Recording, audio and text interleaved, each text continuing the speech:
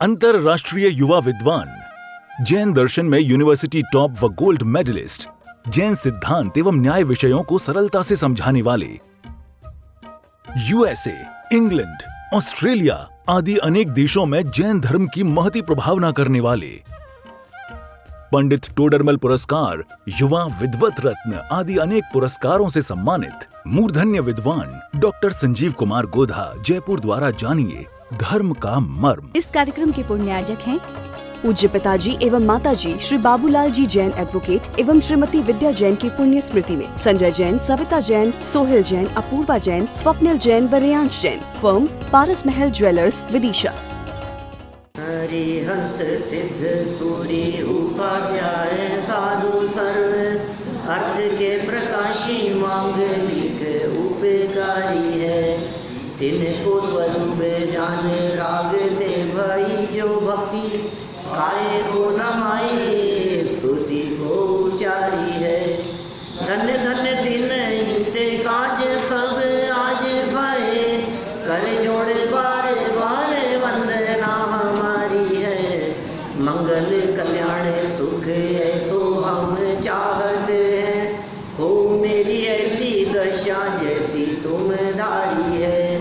हो मेरी ऐसी दशा जैसी तुम धारी है। हो मेरी ऐसी दशा जैसी तुम धारी है। शत्रचूड़ामणि नामक यह ग्रंथ, और इस ग्रंथ में जीवनदर कुमार उनका चिंतन और उनका विचार बड़ा मार्मिक है, जो देह के प्रति वैराग्य और विरक्ति दिलाने वाला है।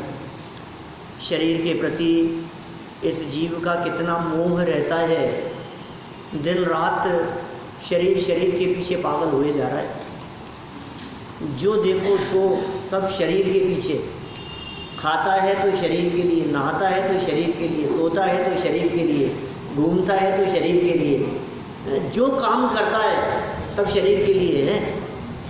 आईने के सामने से निकलता है तो चेहरा देखते हुए निकलता है कैसा दिख रहा हूँ, माने शरीर के पीछे। आप देख लो, इसलिए कितनी सुंदर पंक्तियाँ युगल जी बाबू जी की जो है पूजन की पंक्तियाँ, जिसके श्रृंगारों में मेरा यह महंगा जीवन घुल जाता। क्या सब क्या था?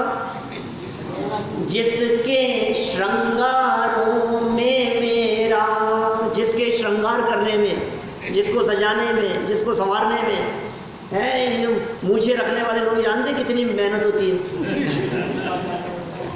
मूछे रखने आसान नहीं है उसको संभालना। एक एक बाल को देखता है कैसे कैसे करना है। बाल काले से सफ़ेद तो नहीं, सफ़ेद से काले करता है। एक एक बाल देखता है। जिसके श्रृंगारों में मेरा यह महंगा जीवन घुल जाता। और शरीर कैसा है? अत्यंत अशुचि जड़ काया से इस चेतन का कैसा नाता। इस चेतन आत्म तत्व का कोई नाता नहीं है इस शरीर के साथ में।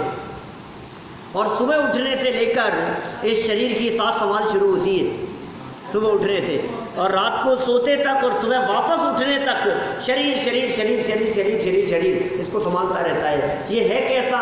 अत्यंत अशुचि। अशुचि नहीं, अशुचि माने होता है अपवित्र, शुचि माने पवित्र, अशुचि माने अपवित्र। अत्यंत अशुचि और कैसी? जड़, बेजान। इस काया से, इस चेतन तत्व का मेरा कैसा नाता है, जो मैं जन्म से लेकर मरण तक इस शरीर के पीछे पड़ा रहता हूँ। हाँ, और शरीर को संभालने में जो मैं खुद हूँ, अपना जो स्वरूप है उसे भूल गया। ये यहाँ समझा रहे हैं। देखो, इस शरीर के बारे में विचार तो करो। कई विद्वानों ने, हाँ, ब्यूटी पार्लर खुले हैं तो पहले के ज़माने में तो नहीं होते थे ये सब सजने संवरने के लिए। और देखो, शादी विवाह के प्रसंगों पर वो घर की महिलाएं जा करके जो वो सजती है वहाँ। हमने तो अभी 2 दिन ऐसा देखा कि जिनके यहाँ शादी में गए थे, हम 2-2 3-3 घंटा रुक करके आ गए, लेकिन वो पार्लर से ही नहीं आए, बिना मिले ही आए फिर। अब बोलो, अब बड़ी मुश्किल से उनके यहाँ गए जिन्होंने बुलाया था, जिनका आग्रह था। और हम रुकते नहीं हैं किसी के यहाँ ज़्यादा, अपन रुकने का कितना रुके, आधा पौन घंटा 1 घंटा इंतज़ार करते करते कि आवाज़ आए आवाज़ आए आवाज़ आए, 3 घंटे रुके और फिर अंत में बिना मिले ही आना पड़ा। ये थे कहाँ कि पार्लर, ब्यूटी पार्लर के गए। अब बोलो, ये हालत है, दिन रात लगे रहते हैं हम इस चक्कर में, शरीर के चक्कर में, इसको सजाने संवारने के चक्कर में। अत्यंत अशुचि जड़ काया से इस चेतन का कैसा नाता, शास्त्रकारों ने ऐसा लिखा है, पुराने ग्रंथों में इस प्रकार की बातें मिलती है। यह शरीर तो कृतघ्नि है। क्या शब्द है? कृतघ्नि माने क्या होता है? बचपन में 2 शब्द पढ़े होंगे, कृतज्ञ और कृतघ्नि, अपोजिट है। बच्चे नहीं हैं आज, क्या बात है। कृतज्ञ माने किए हुए के उपकार को मानने वाला, वो कृतज्ञ। और कृतघ्नि माने कितना भी उपकार करो, उपकार को भूल जाए। ये शरीर तो कृतघ्नि है। ये विद्वानों के, आचार्यों के वचन है। क्यों कृतघ्नि कहकर के पुकारा है? क्योंकि बोले तुम शरीर को कितना भी संभालते रहो, ये तुम्हें धोखा दिए बिना नहीं रहेगा। क्या? कब धोखा दे जाए?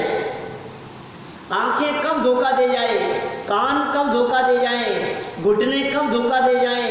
शरीर का कौन सा पार्ट कब काम करना बंद कर देवे? ये बहुत धोखेबाज है ये शरीर।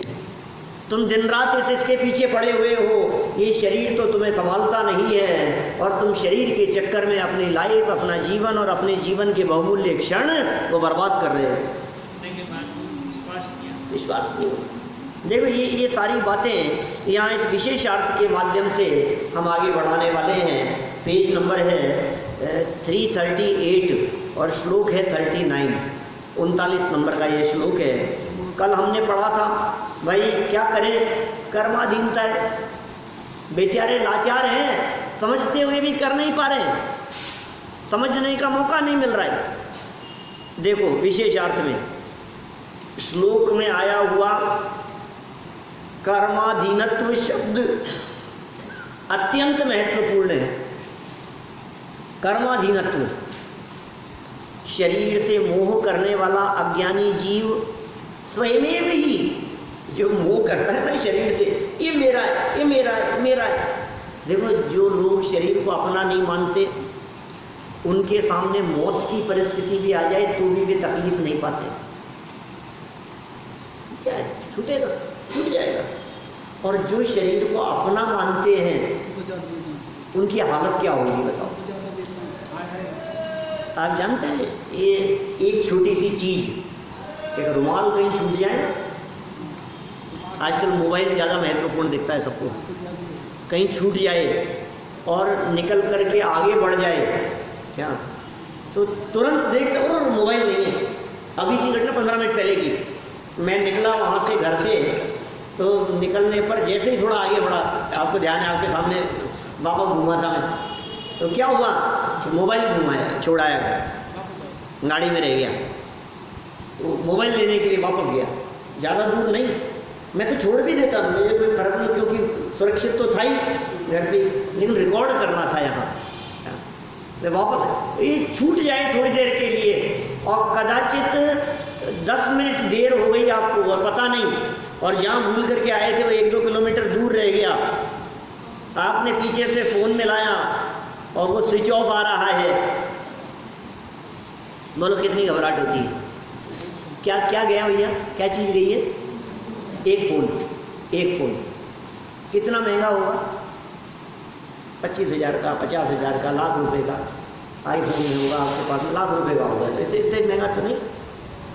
एक चीज़ चले जाने पर आप कितनी तकलीफ पाते हैं, कितने विचलित हो जाते हैं, आकुलित व्याकुलित हो जाते हैं, आप जानते हैं?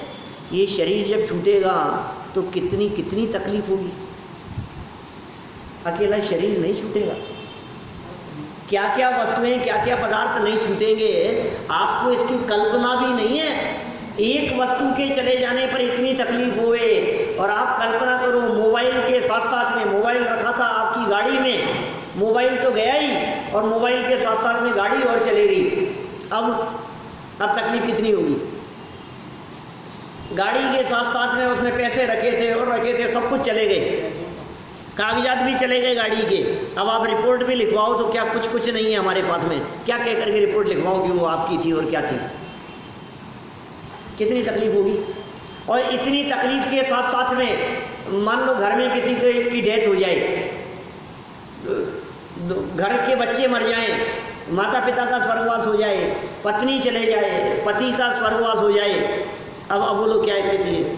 और यहाँ से घर जाओ क्या जैसे तैसे, तो घर पहुँचे तो पता लगा कि वो घर टूट गया, बोलो खंडर हो गया। अब बतलाओ तकलीफ, हालत कैसी हो जाती है। अब जितने बैंक में हैं पैसे वो तो मिल जाएंगे, टूटे फूटे खंडर से चेकबुक निकाली और बैंक गए तो मालूम चला बैंक बंद है, बैंक का दिवाला निकल गया, बैंक लुट गया था, तो वो तो अभी किसी को पैसे नहीं दिए जा रहे, कुछ नहीं, बाद में जब होगा तब होगा। बोलो क्या स्थिति होती है। ये तो अभी तो कुछ भी नहीं गया है, गया क्या है, तन पे कपड़े तो हैं तुम्हारे, थोड़ा बहुत तो है। मौत वो परिस्थिति है जब सब कुछ चीजें एक साथ छीन ली जाती है। सारी चीजें छीन ली गई, एक साथ ही चले गई सबकी सब। भाई ऐसा नहीं कि धीरे धीरे जाएंगी। अभी तो जिन संयोगों का वियोग हो रहा था भैया, वो धीरे धीरे हो रहा था, धीरे धीरे जा रही थी सब। अब जब मौत आई तो मौत का मतलब क्या है, हमारे से सारे संयोग, पूरा परिवार एक साथ मर गया हमारे लिए, उनके लिए हम मरे और हम चले गए, तो एक प्रकार से पूरे परिवार से वियोग हो गया ना। धन दौलत, वैभव, परिवार, संपदा, सब कुछ एक झटके से छीन लिया जाए, उसका नाम है मरण, उसका नाम है मौत। किसको होती है तकलीफ? जो शरीर को अपना मानता है, उसकी वेदना की कल्पना नहीं कर सकते आप। और जिसने शरीर को अपना नहीं माना, अब वो शरीर से कुछ भी हो क्या फर्क पड़ता है, बीमार हो तो हो, कष्ट पाए तो पाए, छूटे तो छूट जाए, हमें क्या फर्क पड़ता है। इतनी तैयारी होती है क्या? ज्ञानियों की इतनी जबरदस्त तैयारी हुआ करती है। अभी तो अपने यहाँ 3 विद्वानों की डेथ हुई साल 1.5 साल, सवा साल में, और तीनों विद्वानों का समाधि पूर्वक मरण हुआ। उत्तम चंद जी का छिंदवाड़ा में समाधि पूर्वक मरण, ज्ञानचंद जी का विदिशा में समाधि पूर्वक मरण, और अभी धन्य कुमार जी बेलोकर का गजपंथा में। बहुत काम किया उन्होंने महाराष्ट्र में, बहुत विकास के लिए, सारे गजपंथा क्षेत्र का विकास पूरा उनका कराया हुआ है, बहुत काम किया है। और अंत समय में सब कुछ धीरे धीरे त्याग करते हुए कितने शांत परिणामों से छूट जाएगी, क्या फर्क पड़ेगा। तत्व ज्ञान का प्रताप है, ये भेद विज्ञान की महिमा। देखो, आप यदि तकलीफ से बचना चाहते हैं, आप यदि परेशानियों से बचना चाहते हैं, आप शरीर से भिन्न आत्म तत्व का अनुभव करो, जो पीछे चर्चा चली थी। तुम इस बात को स्वीकार करो कि मैं आत्मा हूँ। हाँ, मालूम, ये स्वीकार तो करो इस बात को। किस बात को स्वीकार करना है साहब? तेरा कर्तव्य क्या है? अपने आत्मा को या अपने आप को निजात्म तत्व स्वीकार करना ही कर्तव्य है। 7वें लंब का 18वें नंबर का श्लोक, क्या मुझे याद है ना दिमाग में, बहुत महत्वपूर्ण लाइन थी वो, जो पीछे हमने 18वें नंबर के श्लोक में पढ़ी है, हमेशा याद रखने योग्य है। कभी भी प्रसंग चले और अपना कर्तव्य याद करना हो तो याद करना। क्षत्र चूड़ामणि ग्रंथ के 7वें लंब के 18वें नंबर के श्लोक में आचार्य देव ने कहा, अपने आप को आत्मा स्वीकार करना तेरा कर्तव्य है, ये काम कर। तू अपने आप को शरीर मत स्वीकार कर, तू अपने आप को जवान मत मान, तू अपने आप को बूढ़ा मत मान, तू अपने आप को गरीब अमीर मत मान, तू अपने आप को दरिद्री दीनहीन मत मान, तू अपने आप को क्या स्वीकार कर? आत्मा स्वीकार कर, ये तेरा कर्तव्य है। जिसने अपने आप को आत्मा स्वीकार किया, बतलाओ अब घुटनों के दर्द से तकलीफ पाएगा कि नहीं? अब शरीर की इस अशुचिता की चर्चा को सुन सुन करके, जब ये अशुचिता की चर्चा सुनी, अब कितना तकलीफ पाएगा? अभी तक तो क्या होता था, किसी व्यक्ति ने हमारे को कह दिया यार तुम बहुत काले हो गए यार, तो एकदम ऐसा मुस्कुराता हुआ चेहरा एकदम फीका पड़ जाता था। ये क्या हो गया, चेहरे पर कितनी झुर्रियाँ पड़ गई, ये क्या क्या हाल बना रखा है तुमने? इतना कहते ही हम तो बिल्कुल जैसे डिप्रेशन में। बोलो, सही बात है, ये तैयारी तो लगातार चलनी चाहिए। देखो आप सोचना, जरा कल्पना करना, क्या भैया दूसरे डाल का छठा छंद, दूसरे डाल की छठे छंद में क्या है?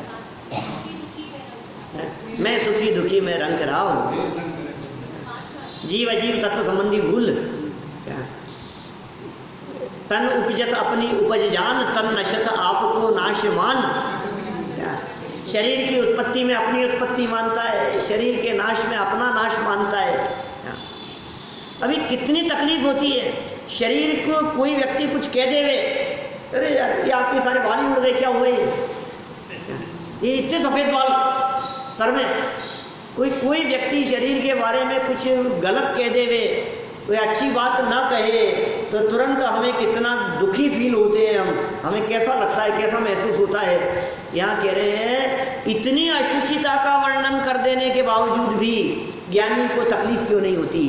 क्योंकि वो जानता है ये कितनी भी अशुचिता की बात करो, ये अशुचिता मेरी नहीं है, ये अशुचिता शरीर की है, ये तकलीफ शरीर की है।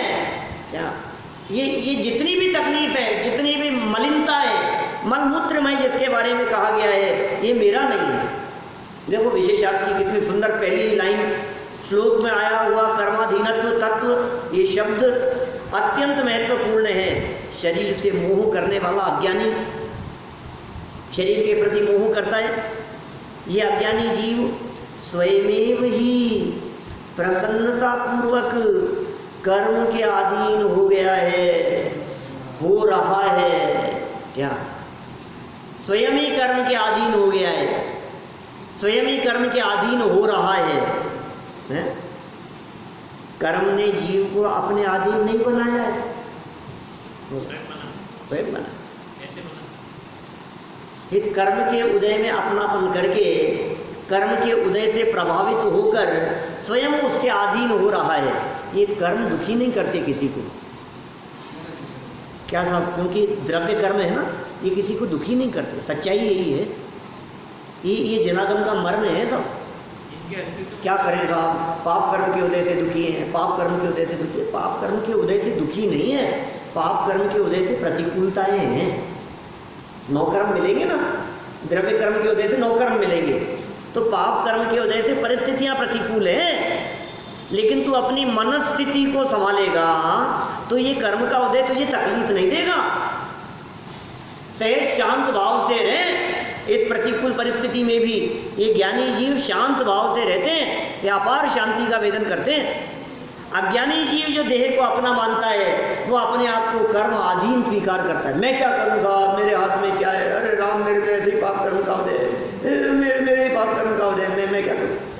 कि तेरे पाप कर्म का उदय, तू रोता है पाप कर्म के उदय से? देख ज्ञानियों को कि नहीं साहब, पाप कर्म का उदय तो बड़ा खतरनाक होता है।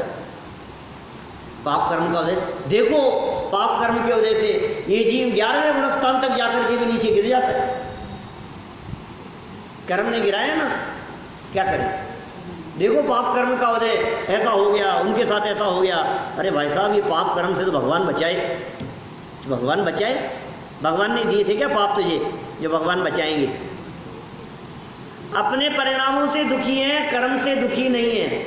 अपना दोष कर्म के ऊपर लगाएगा तो कर्म तुझे कभी नहीं छोड़ेंगे, और अपने स्वभाव की तरफ लक्ष्य करेगा तो कर्म थोड़ी देर तो तकलीफ देते हुए दिखाई देंगे और फिर छोड़ के भाग जाएंगे। ऐसा ही हाल है। पत्थर बरसाता रहा, कमट उपद्रव करता रहा, फिर थोड़ी देर बाद में क्या हुआ? जब पार्श्वनाथ स्वामी अपने घर से बाहर नहीं निकले, कहाँ चले गए थे पार्श्वनाथ स्वामी? अपने स्वभाव में चले गए, अपने घर में चले गए। पार्श्वनाथ स्वामी चले गए अपने घर में, और वो पत्थर कहाँ बरसा रहा था? पड़ोस में। शरीर के ऊपर बरसाने का प्रयास कर रहा है, सोच रहा है अब दुखी हो जाएंगे, अब दुखी हो जाएंगे। इन्हें तो फर्क ही नहीं पड़ रहा है, दरवाजे बंद करके अंदर बैठे हैं। बोलो, आपके दरवाजे पर आकर के कोई उपद्रव मचाता रहे और आप दरवाजे बंद करके एसी चलाकर, टीवी चलाकर अंदर बैठे हो मजे से, आपको क्या फर्क पड़ रहा है? हो रहा होगा कुछ नहीं। कितनी आंधी चल रही है ना आजकल, 1-2 दिन से बाहर बहुत। और जिनके दरवाजे बंद हो उन्हें कितनी तकलीफ है। तो अरे नहीं साहब, बहुत धूल मिट्टी हो जाती है, बहुत कचरा हो जाता है, कितनी आंधी, अंदर देखो धूल ही धूल। ये दरवाजे बंद रखो ना। तुम दरवाजे खुले रखते हो, घर से बाहर निकलते हो तो कष्ट पाते हो, घर में रहने वाले को काहे की तकलीफ बताओ। और सुनो, घर से बाहर निकलते ही तकलीफ है क्या? परदेश कलेश नरेशन को, क्या नीतिकारों की नीति है दीपेश जी? परदेश कलेश नरेशन को। नरेश हो, राजा हो, और वो भी यदि परदेश चला जाए उसको भी कलेश है। हम कोई राजा तो है नहीं, राजा नहीं है हम लोग। कितने भी वैभव संपन्न हो, परदेश जाओगे तो कलेश और कष्ट तो भुगतना ही पड़ेगा। ये घर से बाहर निकलते ही परदेश शुरू हो गया। क्या निहाल जी साहब, जिनके प्रदेश भिन्न हैं वे परदेश है क्या?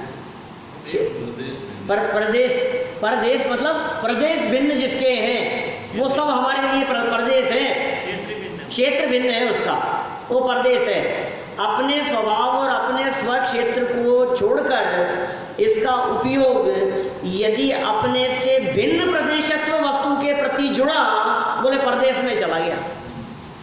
कौन गया? तेरा उपयोग, तेरा जो ज्ञान था, तेरा जो उपयोग था ना, ये उपयोग अपने देश को छोड़कर, स्वदेश को छोड़कर, स्व क्षेत्र को छोड़कर, अपने स्वभाव को छोड़कर कहाँ निकला? बोले निकल करके गया शरीर की तरफ। बोले अब क्या होगा? बोले कलेश,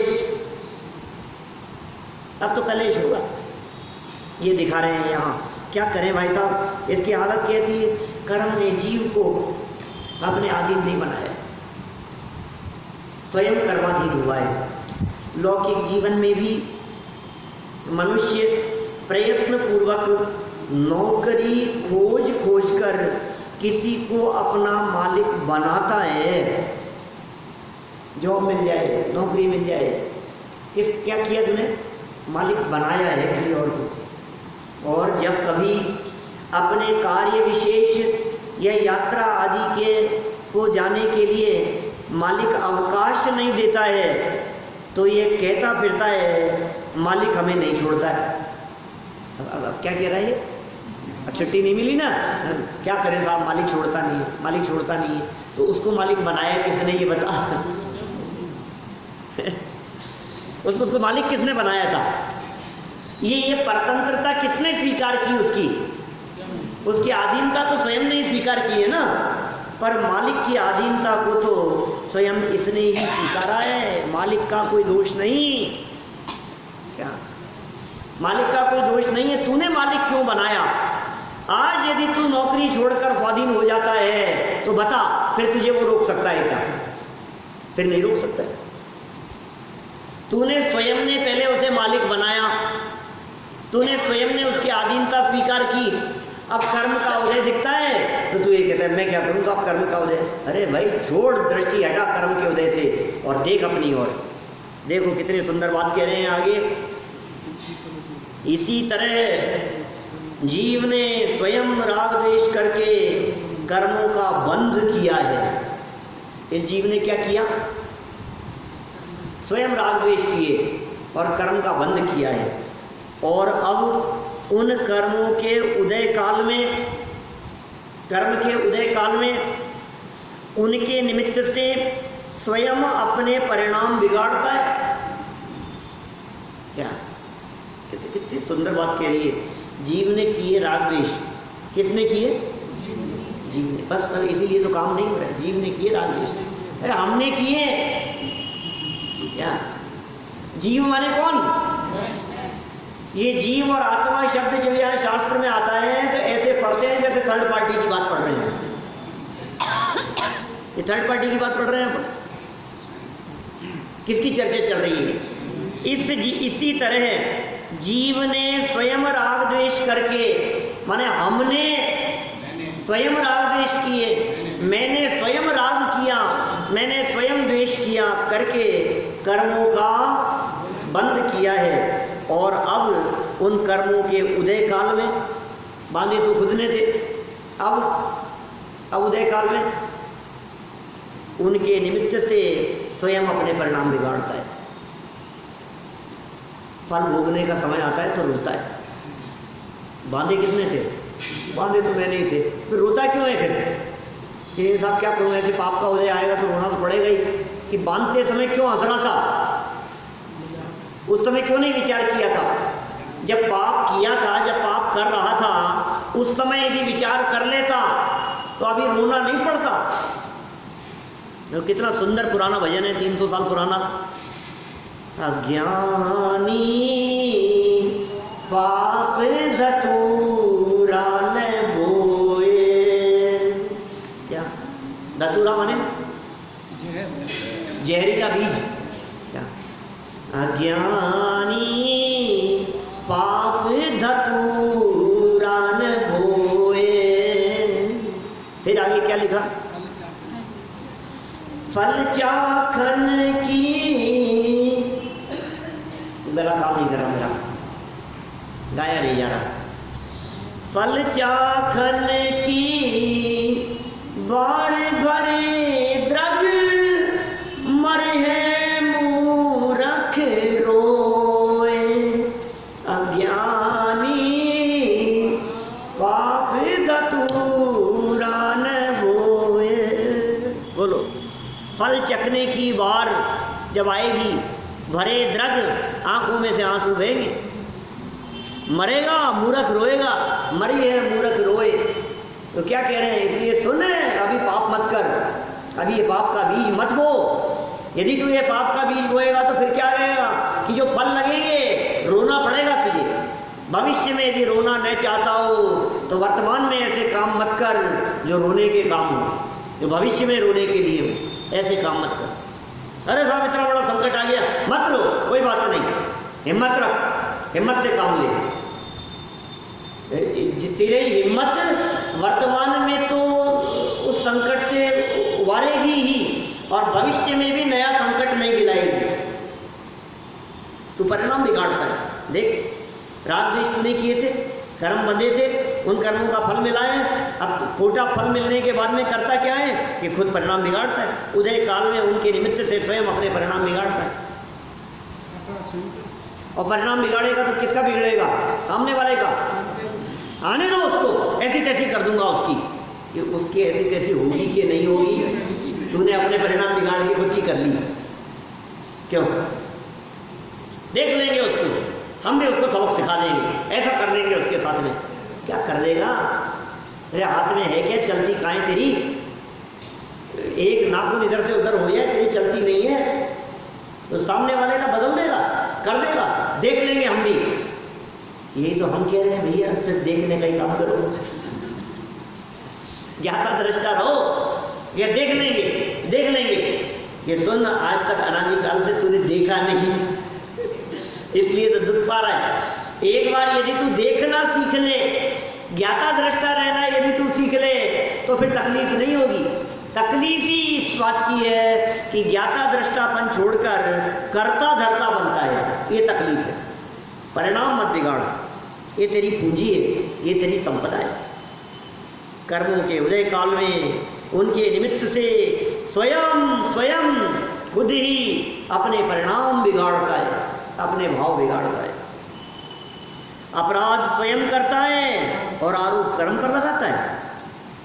तो ये ना मोक्ष मार्ग प्रकाशक का प्रसंग देखिए, मोक्ष मार्ग प्रकाशक अध्याय 9 प्रश्न क्रमांक 311। क्या लाइन लिखी है वहां? अपराध स्वयं करता है और अपना दोष आप कर्म पे लगाता है। मैं क्या करूं, कर्म है साहब, मैं क्या करूं?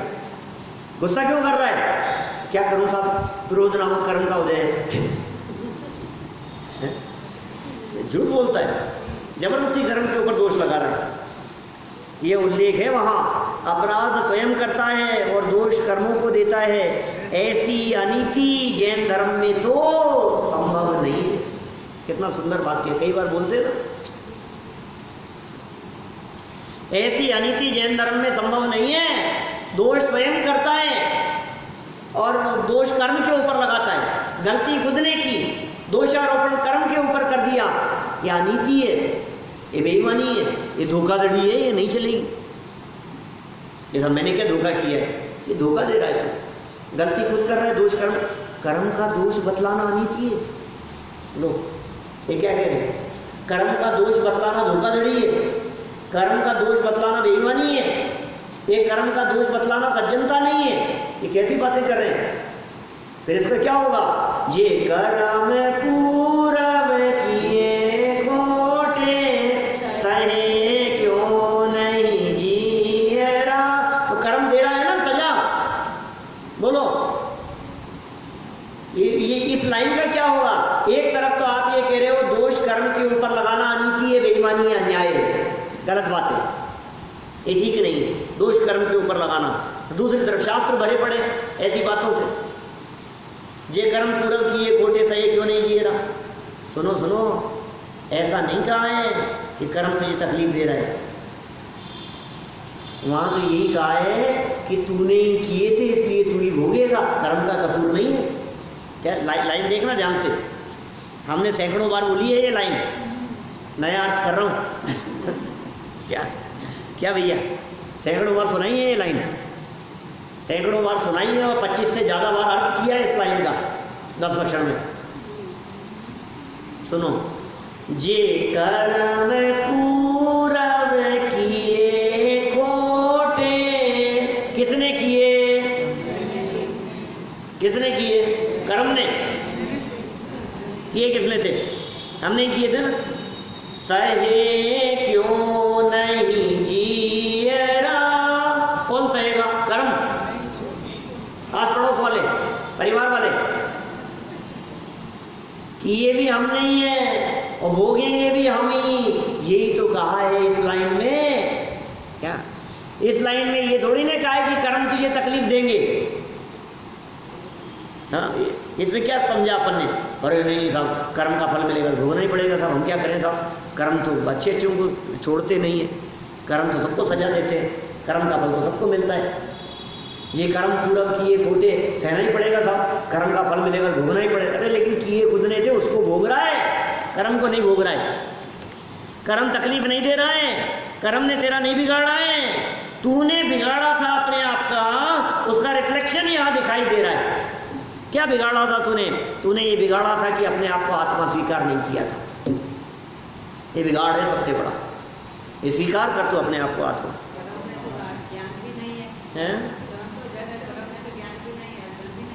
ये लिखा टोटल दूसरे अध्याय में, मोक्ष मार्ग प्रकाशक के दूसरे अध्याय में लिखा, कर्म में तो ज्ञान भी नहीं है भैया, और कर्म तो धूल मिट्टी जैसे हैं, उसमें तो ताकत भी नहीं है, वो तुम्हें कैसे कष्ट देंगे? उनकी दया नहीं। बताओ।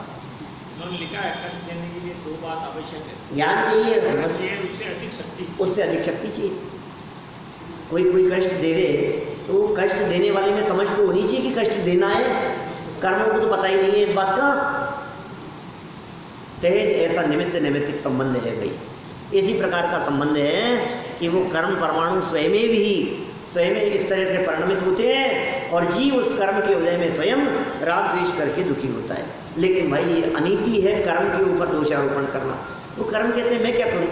अच्छा बतलाओ, मैं आपसे एक बात पूछता हूँ, किसी व्यक्ति ने कुछ गलती की, कुछ अपराध किया, कुछ हत्या कर दी, चोरी कर दी, बेईमानी कर दी, पुलिस पकड़ करके ले गई, केस चला उसके ऊपर, केस चलने के बाद में जो मजिस्ट्रेट था उसने सज़ा सुना दी, मजिस्ट्रेट ने सज़ा दी। अब मजिस्ट्रेट ने सज़ा दी तो वो जो व्यक्ति है जिसको जेल हो रही है वो ये कहे कि यार मैं क्या करूँ, सारी गलती इस मजिस्ट्रेट की है, ये मुझे सज़ा दे रहा है। मजिस्ट्रेट से पूछो, क्यों साहब तुमने क्यों सजा दी इसको? तो कहे यार मैं क्या करूँगा, मेरा कुछ करता, मैं कुछ नहीं हूँ करने वाला, इसने की थी उसकी सजा मिल रही है, मैं नहीं हूँ।